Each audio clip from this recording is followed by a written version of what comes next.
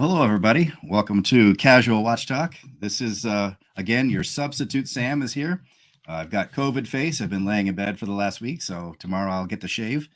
I've got an esteemed panel today to talk about a very contentious subject, potentially. So before we get started, if we want to go around the room and do a wristwatch check, and Dave, you're in the hot seat. Oh, okay. So I definitely didn't just put this on at the last second when I realised I didn't have a watch. So I am wearing a Swatch watch that I found down the side of the sofa, which is I literally did find it down the side of the sofa. But this is one of the custom ones we did for the podcast about 2 years ago. So that's what I'm wearing today. Cool. Pete, what are you wearing? I have the, come on, focus, Breitling Super Ocean 44 bronze. Lovely. So nice. It's a cool watch, that. Yeah, it is. Yeah, it's patinaing up now. Not quite going the kind of Oris, incredibly black, dirty bronze, just sort of losing its gloss. All right. Yeah, I still can't get with bronze just because of that patina. It would make me crazy. Mark, what are you wearing? I've got a couple for your delight and delectation today. First off is the Omega Globemaster annual calendar. Yeah. And it's going to do its magic trick at about 6:25 tomorrow morning, where it'll shift the month and the date. So lovely watch. And then, because I have this in for review, I have a watch from the, if it'll focus, Imperial Watch Company. And this is a little 38 millimeter diver. It's got some lovely details on it. The guy's formerly from the Coast Guard, so you can see he's turned the indices at the cardinal points around to look like a compass. It has the crown of St. Edward on the back to link it to the Empire, and has the crown on the crown. So very very nice little watch with some lovely details and a Seiko movement. So yeah, I'm looking forward to wearing that. I've never heard of that brand. Where's Imperial Watch Company from? Somewhere in the US. It's somewhere in the Northeast. I'd have to look up the details, but he's got a website. He's got some limited editions coming out in May, so we'll give it a review. This is one that the show notes master Misael found and said, "Oh, can you review it?" So yep, I'll give it a review. It's got like I said, some lovely details, and it's very much in the zeitgeist with the size and the retro, but it's for what it's going to cost at about $400. It's worth every penny. Very cool. Patrick, what do you got for us today? Well, speaking of the $400 price point, I'm wearing my newest acquisition. It's the Tissot PRX Quartz with the Lume dial. And just kind of enjoying this little watch. It's fun and, heck of a lot of quality for $350. So, as I said, it's a great little piece. And, I've been sort of trying on PRXs here and there just to see if one would fit and be mine. But I think the big size on the metal is too big for my wrist.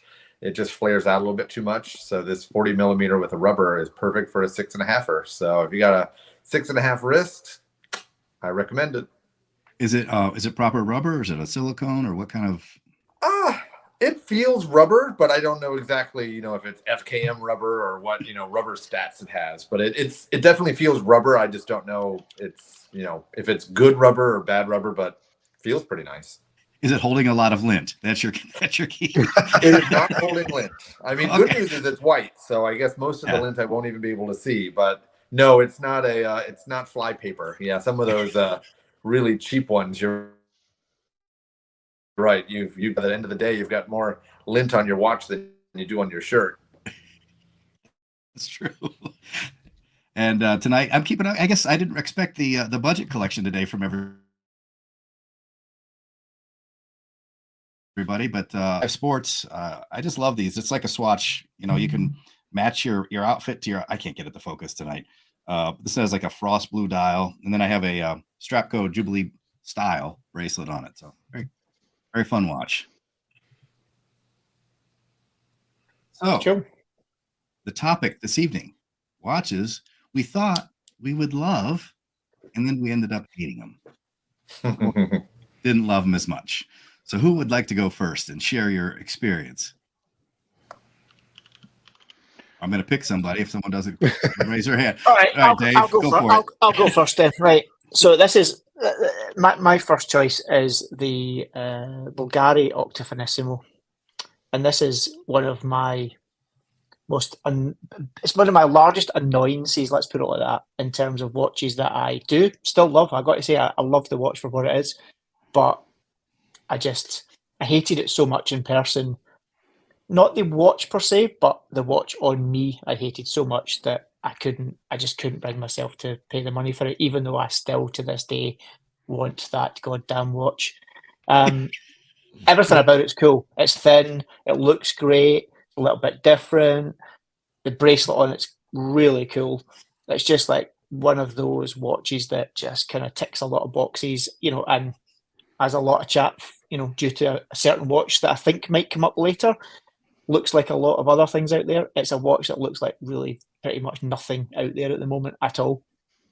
So from that point of view, it's amazing. It's just too thin and too flat. And whenever I put it on my wrist, I've got this weird little bumpy bony bit right there. And in fact, you can see it. It's so obvious right there. It's tiny. It's not even like big. You can see it there.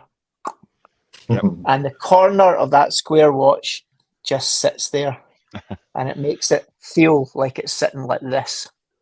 Even though it's not, it's only raised up by that little notch, but it just feels weird. It's like, when you try on a pair of shoes that you really like, and they're not sore, but it just doesn't feel quite right, and you know that it'll just annoy you whenever you want to walk anywhere.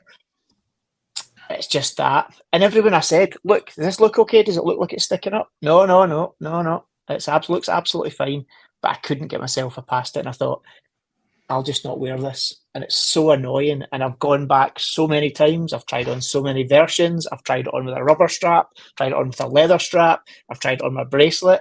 I've tried the titanium one. I've tried the ceramic one. I've tried the steel one. I've tried the slightly thicker one. I've tried every goddamn effing version of this watch. And every one of them feels the same on the wrist, which is so bloody annoying. I even went to the extent of trying on the wrong wrist, which everyone says is the right wrist. And I've got a less pronounced, but still pronounced bumpy bit there, and it's exactly the goddamn same. So, yeah, I hate the fact that I can't get one. I can, but I can't. I just can't get one, because that's the one rule I have. If you get a watch, wear it. Does it hurt your wrist, or do you just don't like the way it looks? No, it fits in terms of there's no overhang. I mean, it's not the smallest watch in the world, but it's weird because, like, if I try it, let's see if it focuses. There we go. There's literally just because it's just the position. It's literally where that sits, and I had exactly the same problem with JLC Reversos. That every one of them I tried on, because it's got a really flat back on it as well. It would either sitting up at this side, or it would have to sit at an angle to miss it.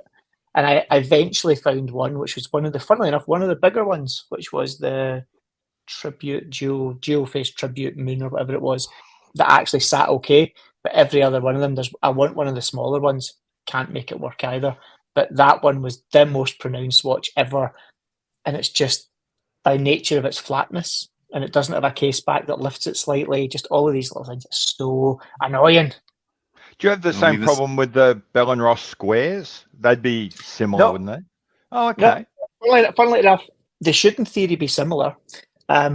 Because again, they're big, square, and they're flat on the back. And I've got a BRO1, and it is absolutely fine on my wrist. If you look at the Octafinissimo, if you ever get a chance to handle one and you look, it's a completely flat case back, but the lugs are tiny, but they just have got like a very slight angle on them that come down. It's imperceptible. It's not that they're just off flat, and it's just that top left-hand lug, if I wear it in the wrist I want to. Just the way it sits. And I think because the watch is flat and it's just got this slight downturn on the lug, it's just right on the curve of it that sits in that bony bit, and it just lifts it. It's just the perfect part of it to lift it as high as possible off my wrist. But it's not the look that bothers me. It's just, the way, like, if you hang, I thought it's fine. It's not the look. It's the feeling. It just doesn't feel right. It feels weird. It's like when you get a t-shirt on and the seams squint on it and it just doesn't sit right. It's just so annoying. And I just couldn't bring myself to do it. Yeah, and if you can't make it comfortable, you won't wear it. Nah. There's a lot of people who have similar issues with that watch. I'm really lucky. I've got a big flat, aircraft carrier deck style top, top of my wrist, so I can fit pretty much anything. I have the opposite problem with my wrist. Small watches just vanish. But I get that. And then I think the Daytona, not Daytona. I was thinking of small watches. I think the Octo does have that reputation of being a hard watch to wear. Yeah, I had the same thing with it. That big, not that it hurt me, but that big flat case back, it was stuck to my wrist and wouldn't come off. It felt like it was never going to move. You wanted to stick a screwdriver underneath it to get it off, and then the bracelet is just a wrist shaver, and I've tried it multiple times and I've lost multiple hairs every time. So I've just given up. I'd love one, but I'm never gonna buy it because I wouldn't wear it. It would just be uncomfortable. Luckily, I don't suffer that. I'm like a man child. I've got less hair than a skinned cat. I mean, it's like my wrists aren't super hairy either, but that bracelet found the one hair that was on my wrist in that spot and pulled it out deliberately. It's like, didn't even pull it out. It teased. It just kept pulling to annoy you, and then eventually grabbed it out. Yep.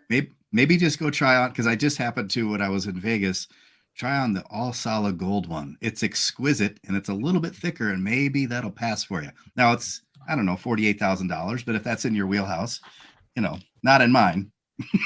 But amazing watch to look at. I think I agree. For me though, I think for the Octo, it has to be the titanium. That brushed titanium one is the one that just looks so damn good.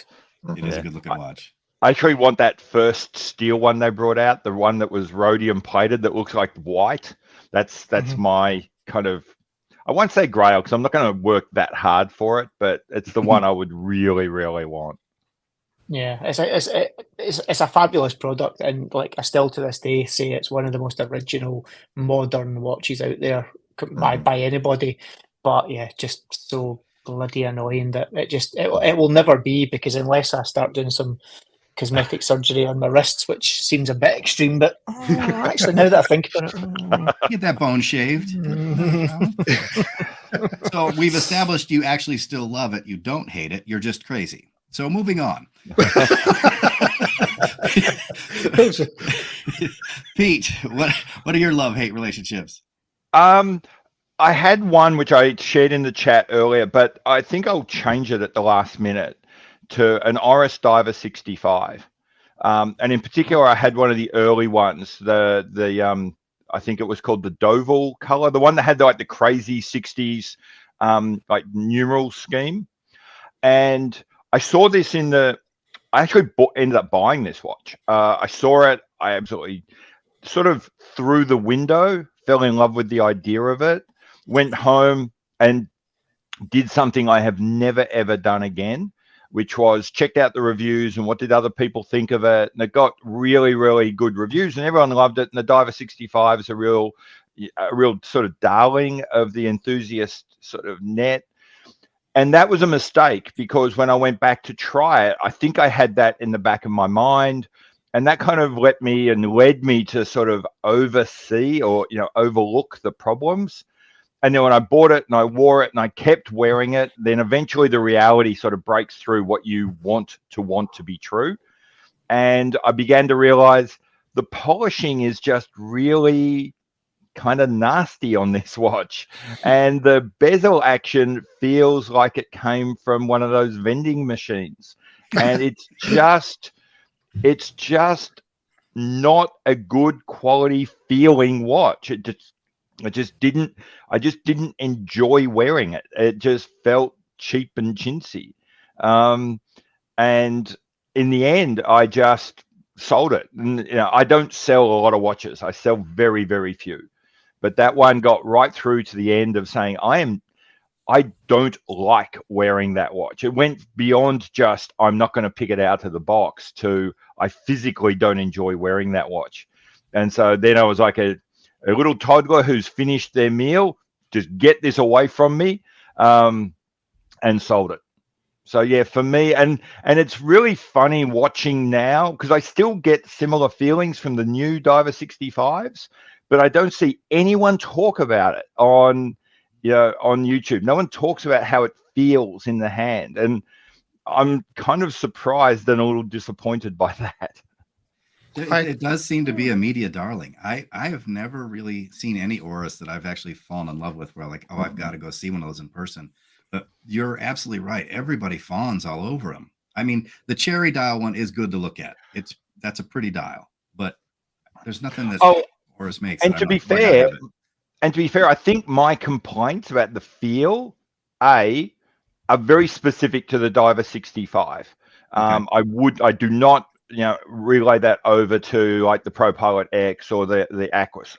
Fundamentally different feeling watches. So this is not a slight on Oris at all. It's just that one watch.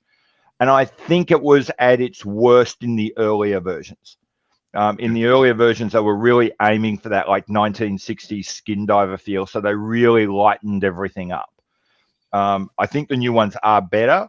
And it could now just be my bias that's actually fiddling with the older ones, or with the newer ones. But that first version, the only thing that disappoints me now is I actually sold it as a profit. The only thing that disappoints me, if I'd have like hung on to it, I would have sold it at an even bigger profit, which is again weird. But yeah, so the Diver 65, particularly the I'll call them Gen 1s, they're kind of my. I loved it, then I hated it. Mark, you were going to say something? No, I have a Diver 65. It was the Movember edition. They did 2017, 18, and 19. And I just fell out of love with it. There's nothing wrong with it, but it wasn't special enough. I've still got it. I really should sell it. But yeah, sort of, I had to go through hell on earth because that was the one that wasn't sold in the US. So Oris imported it from Canada for me. And I just fell out of love with it. It wasn't, bezel wasn't quite right. The box sapphire was too high, et cetera, et cetera. So that's one I really should sell. And I don't sell many like you, but if I'm culling the herd, that's kind of top of the list. Yeah, I've got a few that are on my list right now. Mark, you're next on what your love hates. So I'm going to pick one of the very few watches that I can recall having a visceral dislike when I actually saw it in the flesh. And I think I sent you a picture, if you can pull it up, the Christopher Ward C60 chronograph from 2017. Oh. I know I put it, I sent it into the WhatsApp, but this is a watch that I'd seen pictures of, real life pictures of, and I actually had the chance to go to Maidenhead, to Christopher Ward's headquarters with the credit card ready, and the wife was with me and she had no complaints. She says, if you like it, you just buy it. And I saw it in real life and I went, no, it was just wrong. There you go.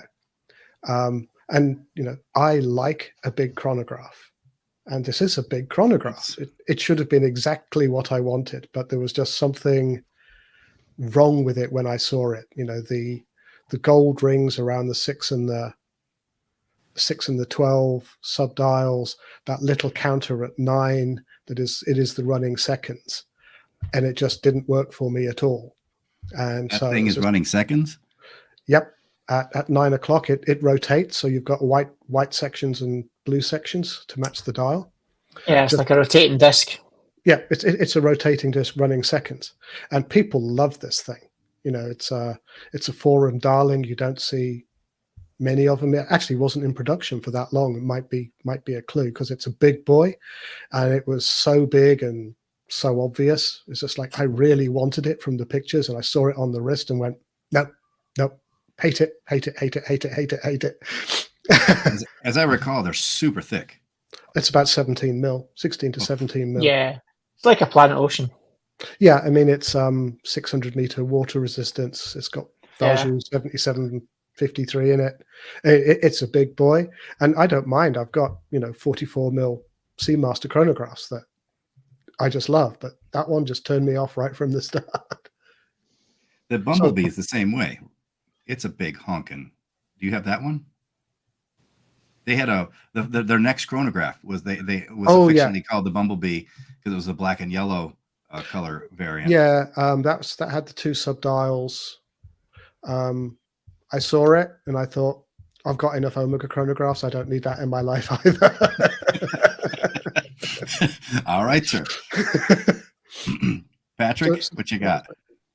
Well, Todd, I'll do you the favor and I'll provide my own picture so you don't have to juggle back and forth. Appreciate it. This was my first and only Omega. And I forget how many years ago this was, but this was about 10 years ago. And on paper, it just sung to me. It was a Aquaterra, so it kind of had some cool little lines on there. It gave the dial some texture, which is kind of rare in the world of Omega. It was a GMT. It was a 2-register chronograph. It had it all. It was, I think, probably their fanciest movement that they made. And I made the giant mistake of buying it online without trying it. Ooh. So the good news was, the list price for this watch was probably about like $10,500, but it was on Joma Shop for 55% off. If that wasn't enough of a red flag, I don't know what is. But I said, I'm like, look at the bargain you're getting. So pretty much I bought it, and similar to both Pete and Mark, I mean, when I buy a watch, I buy it because I love it, and it's a rare day I sell a watch. I kept it for about 5 years, but I probably wore it maybe 20 times in those 5 years because 2 parts. And I'm going to tag team onto my second Omega hate, which is, take a wild guess of how thick that watch was. I'll tell you right now. It's a chunky boy. You're probably wrong. And this is what's crazy. The Ploprof, which I'm going to make fun of here in a second, is 18.3. This watch was 20 millimeters. So it's a 43 millimeter watch with a 20 millimeter height. A 2 centimeter, 6.5-inch wrist. You've got to choose to make it 20 millimeters. It doesn't. No watch design ends up 20 millimeters. That was, if I remember rightly, that was one of the last generations of Omega that used modules, and it was so thick because they were chronograph, and it was a chronograph. It just kept stacking modules on top of each other. It was a chrono, it was a GMT, module. And it had two modules on top of one of their early generations, and it was a big beast. So don't get me wrong, it was a beautiful watch, and it wore better than the size would actually say on my small wrist.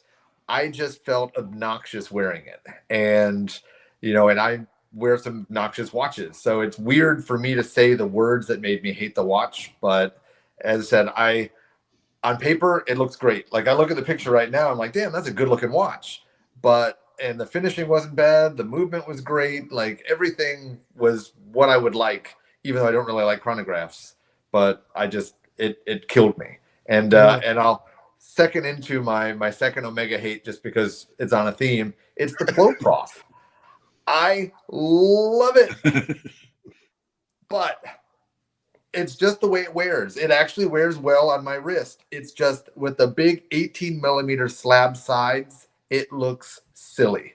And I was so tempted to buy it, but because in the titanium with all the stuff, it's good, but it doesn't have any design to make the height not look as bad. My 20 millimeter Omega looked better than the 18 millimeter Ploprof in terms of the size, but I couldn't do it. And, I'm hoping that Omega is taking the Ploprof off of the table for a while and will re-release it in a thinner, more, something form. But I agree with you, Dave. I don't think they will, but As I They said, I can definitely, hope. they definitely won't. But honestly, like that is a butt ugly watch. I have a couple. They wear so comfortably.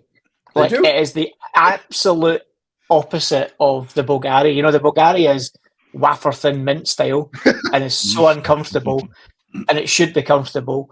And that Pro Prof should not be comfortable, but it just it is. wears so well. Oh, don't get me wrong. You can't do it with cuffs. You can't do it with shirts at all. You can't do it with a tight fitting kind of jumper, sweater, cuff, or whatever. But if you wear t-shirts or you wear loose fitting clothes, it's such a comfortable watch. And if you buy it in titanium, it's so light. It really it belies what it is, and it's so versatile with the rubber straps or the Milanese kind of shark strap and stuff. I think lovely it's on the just mesh. such a great watch. But I get where you're coming from. It's not pretty. Yeah, my relationship with the Pro Prof is really interesting. I don't want one. I don't particularly find it. I don't find it particularly attractive. It's ugly, but it's not ugly in a way I want. But I hope they never change it. It is what it is, and I think I fear that were they to like pretty it up, or like smooth off the edges, it would actually become less of what it is.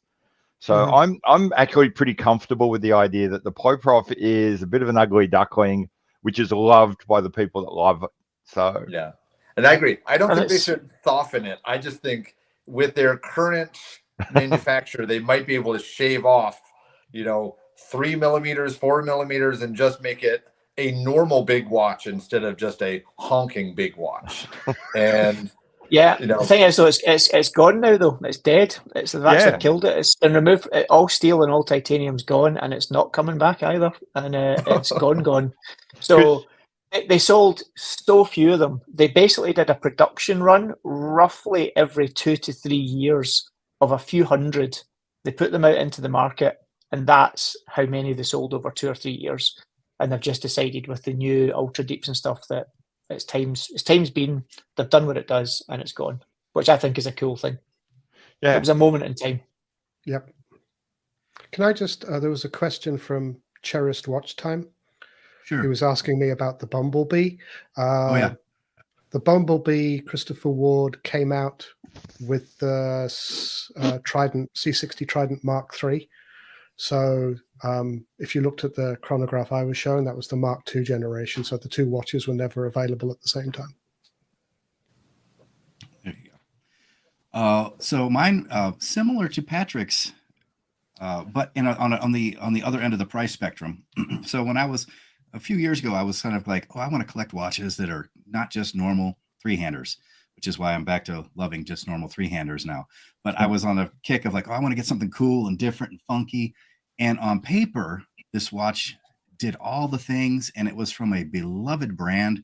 When I was young, Bulova was like, a premier brand. People were like, ooh, Bulova watch. That's a nice watch. And boy, did I love everything what this watch was going to do. I never looked at the specs. I never looked at the specs, and I bought this thing, and this is a brick. It is the biggest, heaviest, chunkiest watch I ever wore. My son was making fun of me every time I wore it. but it does so many incredible things where you're just like, from a spec monster, it's amazing. 300 meters of water resistance, 100th of a second in the chronograph hand here, the sweeping seconds hand, like it had everything. And then I had it and I'm like, I have to sell this as fast as possible. I can't, because again, it was one of those ones I bought it off a group forum, and when I had it, like, I can't. This thing's obnoxious. I can't. This is tantamount to a Invicta at that point. But it was just too much watch for me. Fair. David, we're back to you. Another hate, and I am really shocked. You have. Yeah, here we go. GMT Master 2 Pepsi. Why? You have to say more. So why? Oh, hang on. I need my lights go back on. Alexa, turn on the living room lights. There we go. Why? Right. So I'm no Rolex fanboy.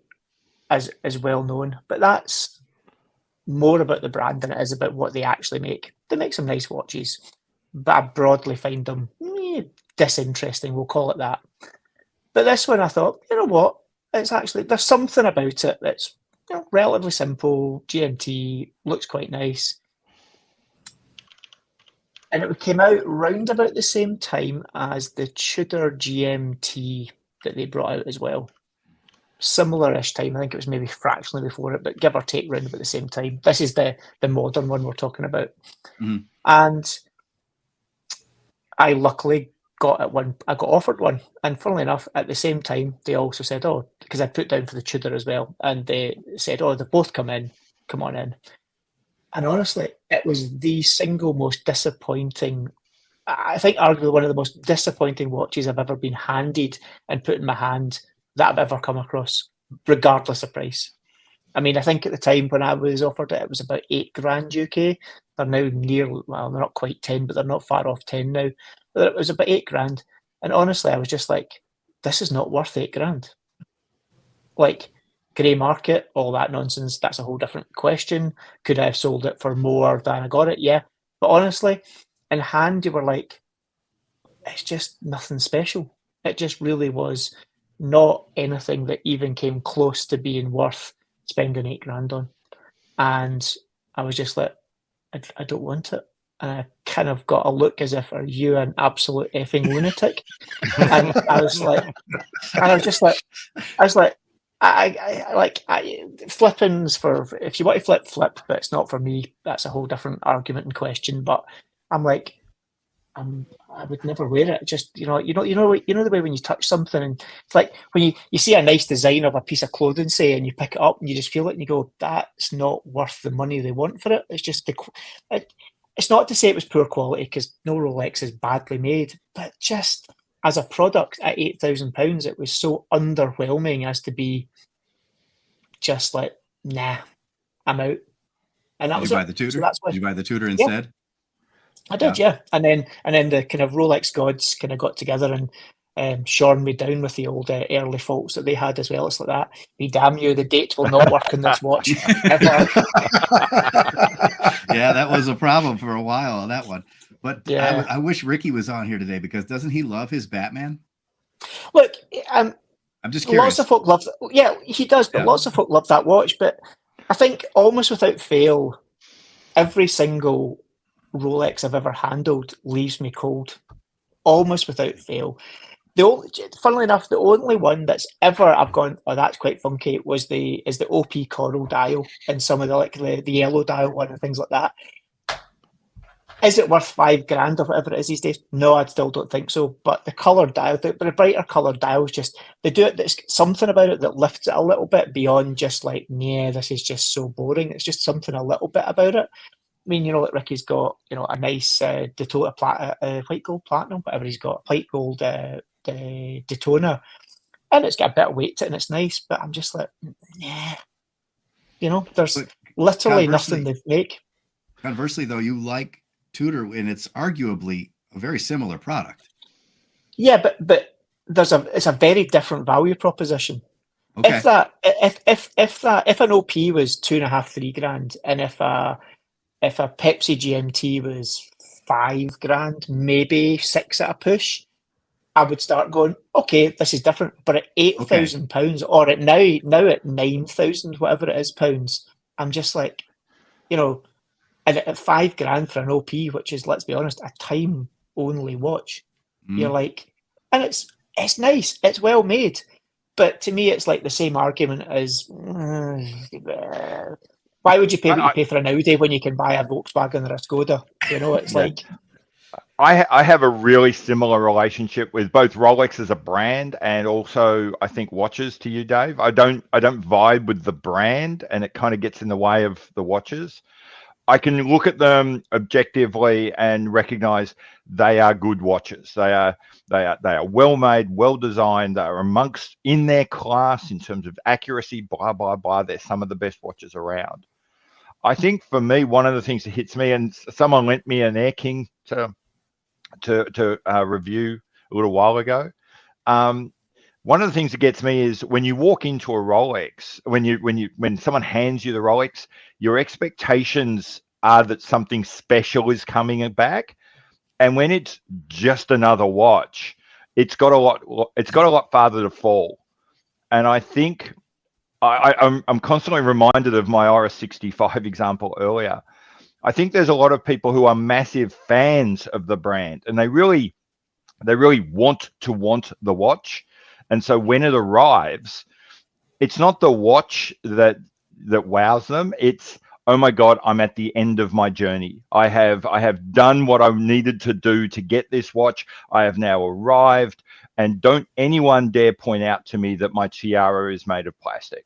I mean, like the whole value proposition thing is, and it's like, let's be honest, when we're talking mechanical watches, value is just a ludicrous.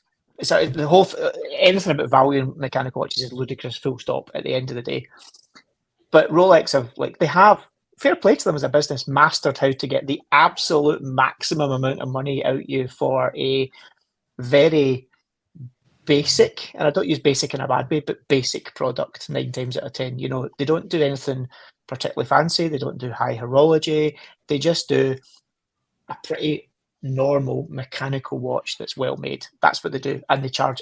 They are able to charge a lot of money for it. But like last year, I was playing with a Grubel Forze, and it was £550,000. So like £500,000 plus tax. At no point anywhere in the world is anything that you buy at £500,000 value for money. Not even a house. I mean, it's just, it was just insane money.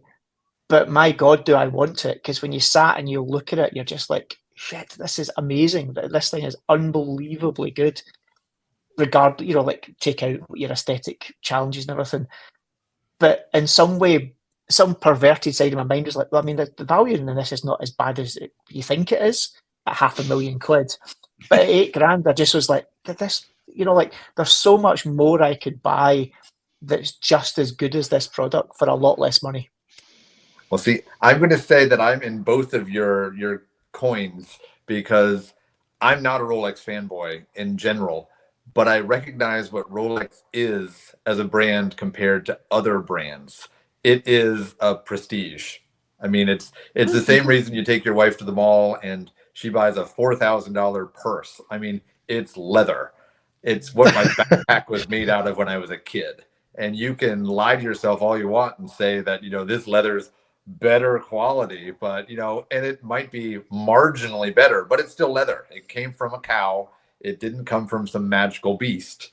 And, and I'm actually, in terms of what you said about the GMT Pepsi, I just don't like the color combination. I mean, I think it's the least attractive of their GMT models, because I just don't think blue and red go well. I love the black and blue, the black and green I don't really like as a color combo, but it suits Rolex because green is their color. So I kind of give it a little bit of a pass there. But, what you guys are talking about prices, I released a video a couple weeks ago, and I'm shocked by how little hate I got in the comments, because I pretty much said that. I mean, anyone who buys a Rolex, you're just fooling yourself knowing that, your watch is not worth what you're paying for it. And if you're okay with that, like I am, you buy the watch because you like the watch. But don't, tell yourself that this watch, is worth it.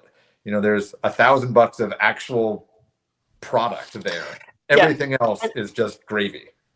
And I agree with you. And it's actually, I guess my hatred wasn't about the price, but it was for the fact that it was $8,000 and I was left completely cold holding it. I'm like, I see if I'd held it and gone, man, this is amazing. But I would still have said it's not worth $8,000, but I'd probably have bought it. But I just was left. I mean, I bought plenty of watches that are not worth the ticket, but I look at it and I go, this is quite cool. I like this. This makes me feel all warm and fuzzy inside, yada, yada, yada, all that nonsense. But it was just literally, I was like, yeah, it's a watch. Yeah. It's like, yeah, okay, great. And at that point, I was like, why would you pay $8,000 for something that you're literally going, yeah. Yeah, fair enough. Yeah. Pete. Okay. Next hate. For me, it was. I'm going to go down a bit cheaper, but it is another It is another GMT. For me, it was the Longines VHP, very high very high precision GMT. I love GMTs. I loved the look of this watch. It was something I really, really wanted. I love when people use quartz and take advantage of what quartz can give you. You know, I hate it when people just slap a quartz movement in because it's cheap. But if someone gives you like high precision quartz or quartz linked with those funky things so that, you know, it'll talk to your phone and fix the time and everything, that's kind of that's taking advantage of the things that only quartz can give you. And so I saw the VHP and I just thought, this has got a massive place in my collection. This is going to be the kind of the quartz centerpiece that is always ready to go around all my other travel watches. And then I went and tried it on, and it is just a massive letdown. It just didn't feel right, and a little bit like, I suppose I'd learnt my lesson from the Oris experience. Didn't do any reviews, didn't look at anything online, didn't get anyone's sense of whether they liked it or not. I just went in and tried it, and it was the same thing. Just the way the polishing is done, the way the sunburst is done on the dial, just the way the hands are shaped, all of it. It was just a little bit too obvious to me how they had made that watch the price it was. And every time I looked at it, I could sort of see the savings, and I just can't do it. I want to. I'm a little bit like Dave and the Octo. I keep going back and trying it on the off chance I'll like it next time. And I can tell you how I've given up on it. So I bought myself a Grand Seiko GMT last weekend. Because it's just not going to happen. So the VHPs have interested me. I've never actually seen one in person. Does it still tick once per second, or what's the premium of the VHP? Oh, it's just I'm going to say plus or minus 10 or 15 seconds a year. Is it 10? I think it's 10, Pete. Yeah. Okay. Yeah. So it's just, you know, it's ETAs, thermocompensated, super high accuracy quartz. So it's not high frequency. You don't get like the precisionist sweep, but yeah, it's just 10 seconds a year. And for the money for the Longines, I'd rather buy a Citizen Eco Drive. So the Citizen, much better watches. Yeah, I think I would do the same. Interesting. If I was going to buy one today. Oh, well, no, that's not true. If I was going to buy one today, which I did last weekend, I bought a Grand Seiko. Yeah. Because I think they make a VHP Hydra Conquest too, which I've often looked at. I think it's a good looking watch. I just haven't. Well, that's the one. Okay, but not a GMT. It's just like a straight. Freehand. Yeah, they make it just a straight one as well. Yeah. Yep. Von Krul makes a good point too, which is always a challenge for some of these. The second hand will hit all of the markers, which is always a bonus. I appreciate that when you get the watch that does that. Mark, you're up. Well, I had a choice of two, and I know there's been some discussion in the comments about the Christopher Ward, the 12. But if we get time at the end, I'll come back to that because I have actually seen them. But Dave has set me off. Since he's smashing the statues of the gods, I'm going to say the Omega Speedy, the current one. Have a word with yourself, boy. You take that back, you piece of filth. Where's that eject? Where's that button? Where's that Martin? And I've seen it numerous times. I've had my Omega boutique say, "Oh, you want to buy this? We can get you one real quick. You can, we want to sell you one." And I've seen it, and it's lovely in pictures. It's a very nicely made watch. But when I look at it with my normal glasses on, not my reading glasses, all the details are a mess. I just can't see the details. So the little picture of the Snoopy in the 9 o'clock subdial, I just can't pull the detail out. I look at the back and it's just, oh, there's something sweeping round. But that sort of the text that's on it is so small. Yeah, I've seen it. I've handled it. Somewhere in Omega USA is a list with my name on next to that watch, and I'm just refusing to buy it. I don't like it. If I bought it, I would buy it to sell. And that's what I've said. It's like the only reason I'd buy this is that I needed the money and I'd sell it on for more the following day. I just don't want it. And and when you see it, you see it in pictures and it's on the screen and it's this big, everything looks perfect. In real life, it's all the detail is so small I can't tell it's there. And I wouldn't want to wear it. I was gonna say, that being said, too, you are a bit of an Omega fanboy. I am an Omega fanboy, yeah. surprising call. Dave, and you can have words after the show. Yeah. I actually your channel down. Yeah, I actually agree with you, Mark. To be honest, in the respect of the Snoopy gets a lot of hype because it's hard to come by and folk want it. But if it doesn't connect with you, then there's absolutely no point. I mean, I agree with you on that side. And all the fun is in the back, if you like. You have that little animatronic in the back. Well, that's against my wrist. I'd have to take the watch off to show somebody. And I don't know enough people who care.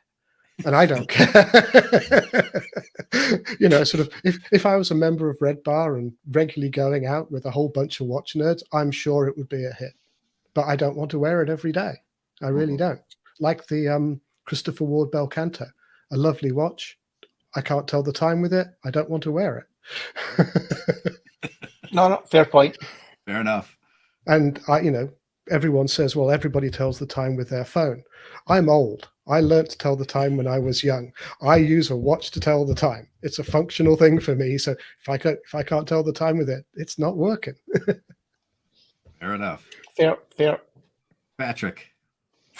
All right. Well, I don't know if my burn bridging is going to be as strong as making fun of Snoopy and making fun of the GMT, but I'm going to go with the Cartier tank.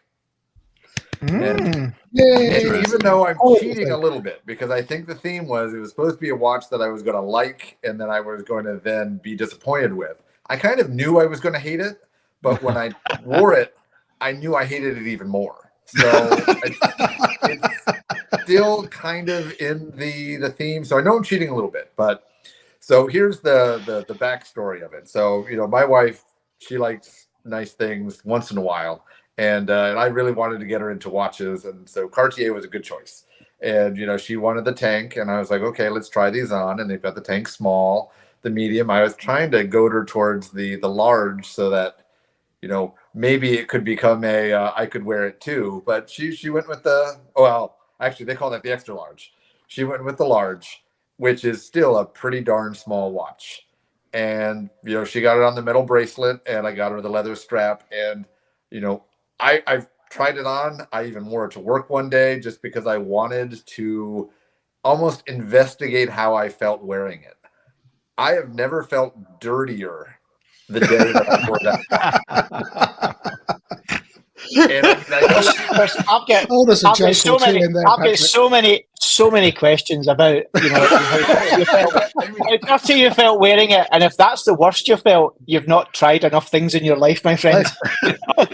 Either that, or you've been in medical school. Gordon Gecko, like when you put that tank on. It's like Wolf of Wall Street.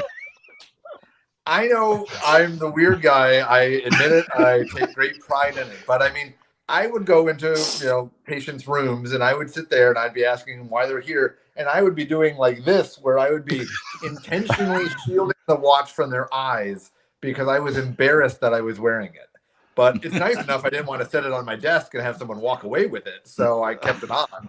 But, and so when I hear all these people with this new resurgence of love for the tank and the Santos, maybe I put things in boxes, but I look at all those watches and I see a lady's watch that a guy can wear. And it doesn't mean that it's not a bad watch. It just means they're dainty, they're stylish, they're not a very masculine watch. And they And, have you know, Roman numerals. Well, They are Santos. I'm okay with Roman numerals. But That's the idea hill is, I'm yeah, gonna if you're die going on. in a tuxedo, you might be able to pull that off in a tuxedo. But I don't think you can pull it off in much more than, you know, going to a wedding or going to the Oscars. You know, in normal life, I just don't think the watch works well. And, you know, as I said, I knew I didn't like it beforehand, but after I wore it, like, I'm never even going to put it on my wrist ever again, because it made me feel bad. And this hobby is supposed to make me feel good, and it did that in the opposite times 10. So there's my second take. I'm gonna say Good take. now the Santos, I think, is a completely different watch than the Cartier tank. And this Is it? one, I You mean, tell that yourself whatever you need to tell yourself. you put that one. I mean, look at this. I just tried this one on, and I thought this is an incredible watch. It's skeletonized. Again, another one I'm never going to be able to afford, because I think it was $68,000, and the price was going up the next day. But this doesn't look feminine to me. This watch. It's merely ugly. It's I just would- ugly. And the funny thing is, I share It's Patrick's view. Sorry, what were you going to say, Dave? I was going to say it's not the watch that's feminine. It's the hair on the wrist that gives it away. Yeah, it shows through the case back. That's for sure. Yeah. For me, it's not really necessarily a feminine thing. I do find, though, just the vibe around Cartier is kind of fussy, kind of formal. I feel it just doesn't. When I'm wearing, I've tried a couple on, and I always feel like I've just borrowed someone else's watch. It just doesn't. Mhm. It's just not me. And in these new days, we're not supposed to talk about that it's too small and that it's a woman's watch. So what I would say is, often they just feel like a boy's watch. They feel like the watch I'd buy. That's the watch I might have worn when I was 14. For me, I think the vast majority of Cartiers for me, unless you're someone that's like got a solid dose of sartorial elegance, then you may as well just forget it. You have to be kind of like, you have to be like, you know, like Nick Beaumont's Gargle from Fears. You have to be suited and booted and spick and span at all times, and it would fit right in. The minute you're slightly dressed down from that, a la all of us who look like vagabonds, it just doesn't work. I think it's even more than that. I think Nick in jeans and t-shirt, although that's a hard image to form, I think Nick in jeans and t-shirt would still be able to wear Cartier, because the inner Nick is wearing a suit. Yeah, exactly. No, you're right. It's a thing. I mean, for me, the only ever one that I've thought I could probably actually get away with, I've had a Santos XL, and it's a big chunky watch, but it's still just too dressy. Is the Drive? I think the Cartier Drive just about gets into the slightly more sporty leisure look to it, but it's still very dressy.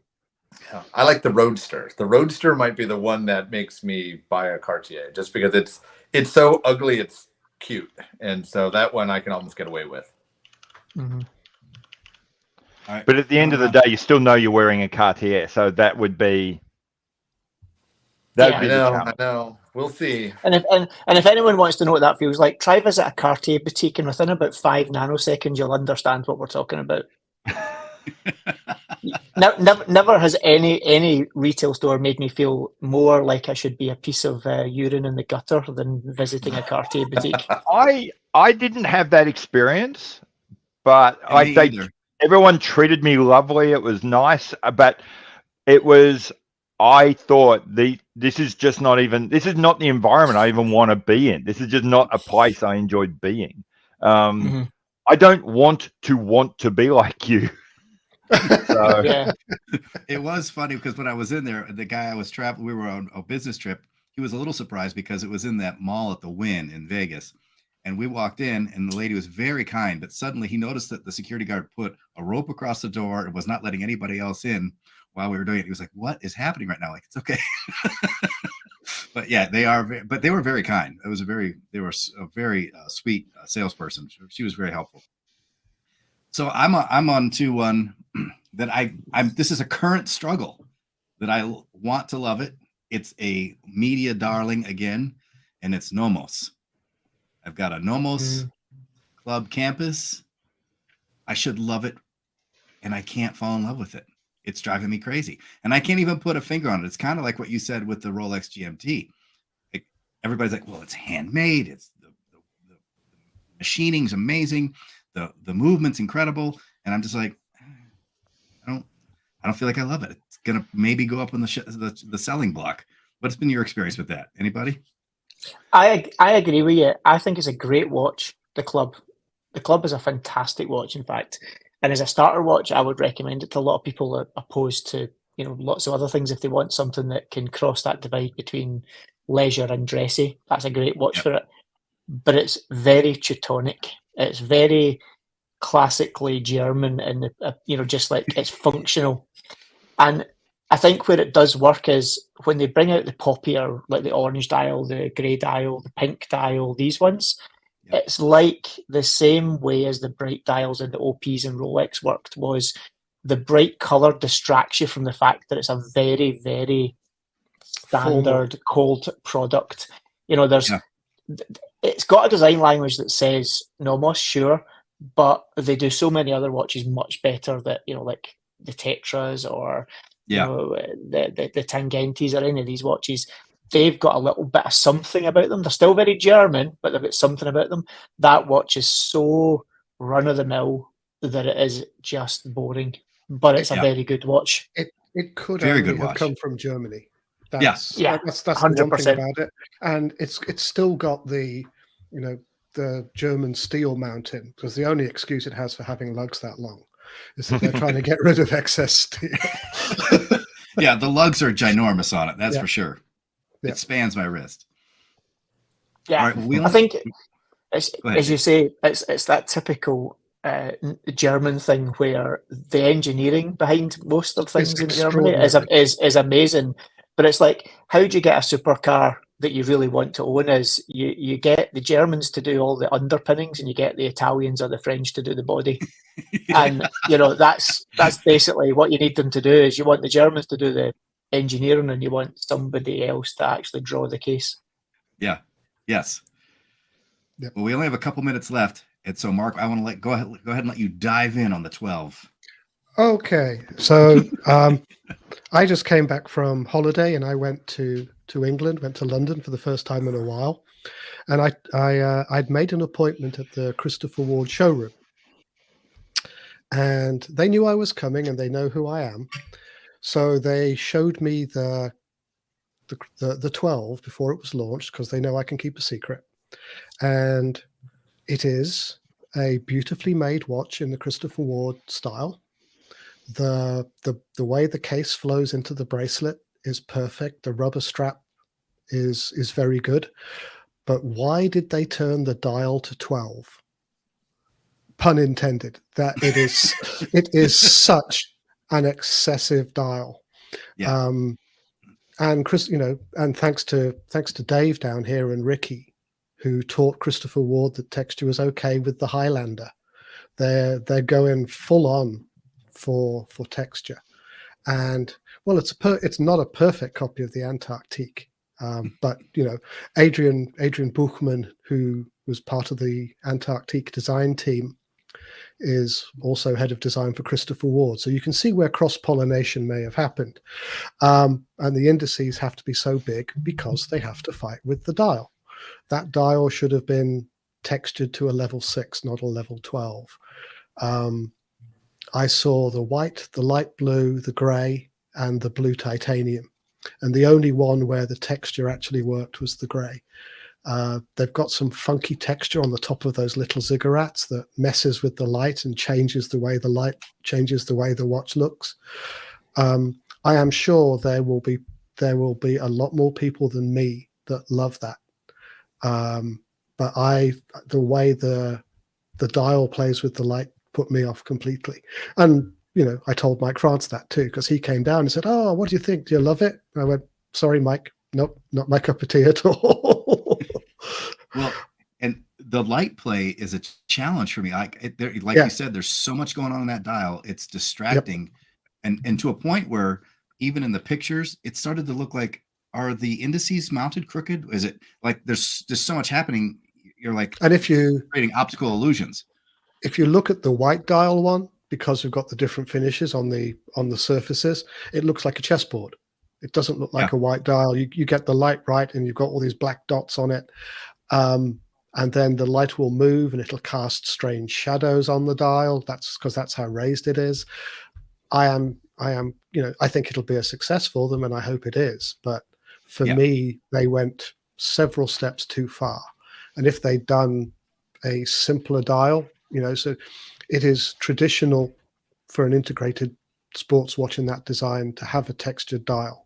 I get that, but it would have been so much nicer to have a plain dial. Just say you could have made a yellow dial. You could have made a perfect white or a perfect black dial, like a Musuo black, 199% absorptive dial, and it would have been superb. And I would have given him my money on the spot. But the texture, and the wife was with me, so but I'd have said, "Here's the money. Have the $1,800 for the titanium with the pure black dial." But not with what they. I'll be amazed if they don't. They will come out with some other dials. They'll come out with, whether it's a sunburst dial or something. Well, they'll come out with. They're already going to 36 mil. I mean, the 40 mil size worked perfectly for me, but 36 will be a winner. 36 will be a winner and will come out in a much bolder range of colors. But I just hope they turn the dial down. I mean, it's a lovely, lovely thing. It's worth every penny. Yeah, and do you know what? For all, but the dial for me is the turn up. And I actually think, to be honest, when you throw in the price point and what you've got, I mean, Christopher Ward always offer exceptional value for money for what you get, but I think they're getting a hard time for folks saying, "Oh, it's a rip off of an Antarctique or it's a rip off of this or that." Sure, I mean, the biggest difference for me with the Antarctique is the Antarctique's got a round, smooth bezel on it. This has got a 12-sided bezel on it, so the bezel looks nothing like it. It's got a wee bit of lots of things in it, but actually, so does everything considering else. What there's, the Antarctique is you could quite easily say, well, the Antarctique's just a rip off of blah blah blah blah blah. They're all harking back to that 1970s Genta-esque. The thing it looks most like is the Girard Perregaux Laureato from the 70s, the one that they don't make anymore. It looks very like that. That's the closest thing it looks to, but they haven't made that watch for 40 years. And I'm sure, because Pete did a very good video on this, is that people want to see other watches in things. They don't look to originality, because they can see shadows or echoes of other things, and that's all they concentrate on. It's a very interesting design. The hands are truly excellent, and the finishing on the indices is truly excellent. It's just the dial kills it for me. The case finishing looks incredible too. All the finishing on the 3 or 4 finishes that are just in the bezel. Yeah, it was linear brushing, parallel linear brushing, circular brushing, polishing. It's actually, if you can get past the dial, it's a superb thing, and the bracelet is excellent. But I can't get past the dial. I haven't seen it in the metal, but I must admit, seeing the images, I felt like something's not there. Or in retrospect, maybe it's like there's just too much there. There's too much. I'm reminded of the chronograph. I can't remember who called it up. Mark, you called it up earlier, and then I had never seen it, so I quickly popped it up on my screen, and I'm going, there's too much. When I'm starting to look at it, there's cutouts here and waves there and weird hands here, and there's and they haven't made those mistakes with that I can see with the 12, in that there's nothing wrong. It's not like that. Frankly, the hands on that chronograph were disgusting, but there's nothing wrong, but there's just too much. And it was funny talking to Mike France. Oh, I wasn't talking to him, sorry, listening to him on a podcast, and he was really kind of proudly running off the numbers. Oh, you've got it. There's 22 finishes here, and there's 4 finishes just on the bezel alone, and there's this and there's this. And it felt like maybe they've tried too hard to make those numbers big. They've tried too hard to be able to say, you know, we have, you know, no one's got a dial that's 1 millimeter, you know, where the standoff of the stamping is 1 millimeter high, and no one's got a bezel with more than 3, but we went with 4, and it just, I felt like they tried too hard, maybe. If you didn't tell people how many finishes there were in the bezel, they just look at it and say it's amazing. It's that simple. It's that simple. Yeah.